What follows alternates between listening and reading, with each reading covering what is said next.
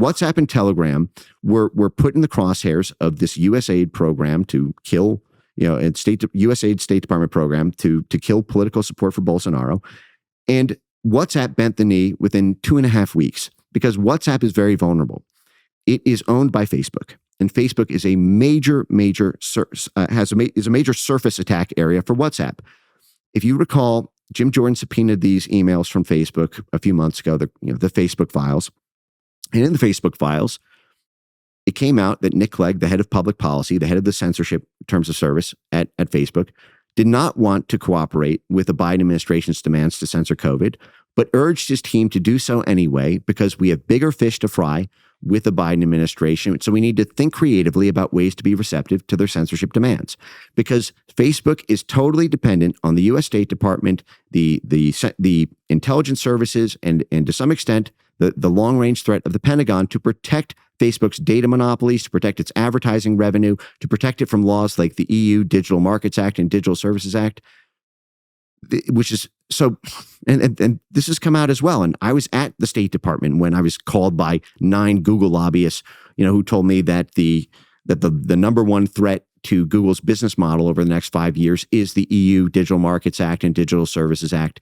They need the protection of Big Daddy State Department for favors for their profits. And so they play ball with the State Department's censorship demands in order to preserve that. But they are under the barrel of it. And people like Mark Zuckerberg right now are feeling like they're at their wits' end because they gave the State Department and they gave the Biden administration everything they asked for in terms of censorship demands, and they're still being bullied by them. So just yesterday, Mark Zuckerberg wrote this letter to Chairman Jim Jordan, where he came out in the strongest statement yet that the Biden administration forced Facebook effectively to do the censorship, that they pressured them strongly, and that the only reason they did these censorship actions, whether that was the Hunter Biden laptop, or whether that was the COVID censorship, censoring COVID origins, censoring all issues around the COVID regime, was because of pressure from the Biden administration. And not only that, he said that he regretted doing it and now has structures in place to stop Facebook from relenting from such government pressure in the first place. And while this is great to hear Zuckerberg say, it would have been a lot more useful 4 months ago when there was a Supreme Court case under deliberation where the Supreme Court effectively argued that there was an insufficient causal relationship between government pressure and platform censorship action. So having a direct letter from Mark Zuckerberg unequivocally saying that there was, as the head of Facebook, would have been very useful to establish a Supreme Court precedent. But leaving that aside and the sort of too little too late nature of that, this is something that had been percolating for a while. Facebook, Mark Zuckerberg said that he regretted the censorship actions 5 months ago on Joe Rogan. So it's no surprise that that Zuckerberg expressed that in writing.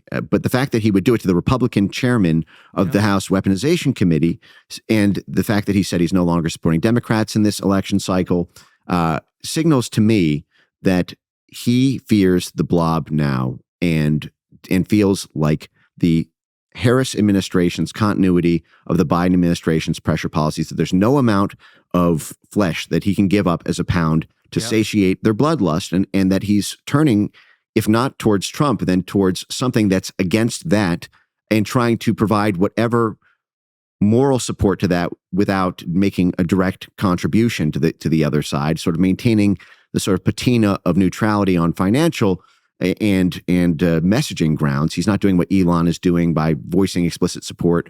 He's not, providing financial support, but he is very strongly motioning there, because I think he thinks that the neutrality of a Trump administration, because Trump was neutral. Trump was completely neutral, frankly, to the point where he should not have been. I mean, you had American platforms who were censoring the American people who had voted for that government, and blasting away at our First Amendment in doing so.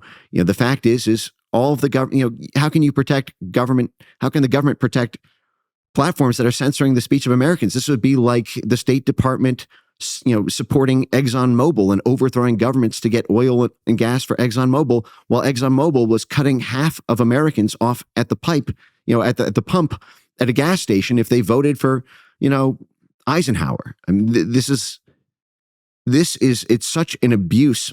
It's honestly the end of this sort of idea that this favors or favors relationship between big government and big corporations has a trickle-down effect to help the welfare of the American people. This has always been the justification for the national champion policy at the State Department, that when big government, when the Pentagon and State Department and CIA and USAID and the whole swarm of soft power institutions do favors for ExxonMobil or Microsoft or Walmart or Pepsi, then that means cheaper retail products for us. We have the export markets because we control that government. We have the natural resources, so we have cheap gas, middle-class living. But this has completely inverted that because it's big government teaming up with big corporations specifically to deprive Americans of access to those platforms. But again, it's to protect the institutions against the individuals. It's to protect this, this constellation of cloistered foreign policy institutions and their international agenda installed at a regional level on every plot of dirt on earth, from being opposed by people who might vote against them organically in a free and open information market. What happens to Pavel Durov? It's unclear what kind of pressure may be mounted to set him free. There have been suggestions that potentially the UAE may take some steps, unconfirmed. The one player in the room who could exert enough pressure to set Pavel free is unfortunately potentially one of the players who may be implicated in his arrest in the first place. And again, this comes back to the U.S. Embassy in France, and which is why I believe that questions need to be asked by the House Foreign Affairs Committee to Ambassador Denise Bauer. Were there previous communications, previous emails, previous meetings, previous dialogue with French intelligence, French law enforcement, or members of the French government? And when I say were there meetings or communications or dialogue, I don't just mean directly by the U.S. Embassy. I also mean through the U.S. Embassy's back channels, which is that many times this is done directly by the U.S. Embassy, but many times it's done by a back channel, which is that instead of the U.S. Embassy talking with French law enforcement directly, a back channel, someone from a civil society institution funded by the State Department, like an Atlantic Council type organization, or a former member of the State Department, has these conversations, does this lobbying, does this coordination, and then reports to the State Department for updates on the conversations about the anti-corruption prosecution, and the State Department provides guidance to the back channel, and the back channel continues the negotiations or pressure. And so, the sweep has to be total here, because the implications of the U.S. Embassy either coordinating or at the very least approving this are seismic, because again, of Telegram's critical military intelligence role in countering Russia and statecraft role in everything that the State Department does. Because again, if Russia does have a back-end access to Telegram, whether they cracked it through their cyber hackers or whether Pavel had some secret agreement, that means every rent-a-riot revolution that the CIA does using Telegram all over the world is also being, secretly monitored by the Russians. Thanks for watching our YouTube channel. We hope you'll subscribe to it. And by the way, you can hit the little bell on there and get notifications every time we produce a video. We hope you'll do that also.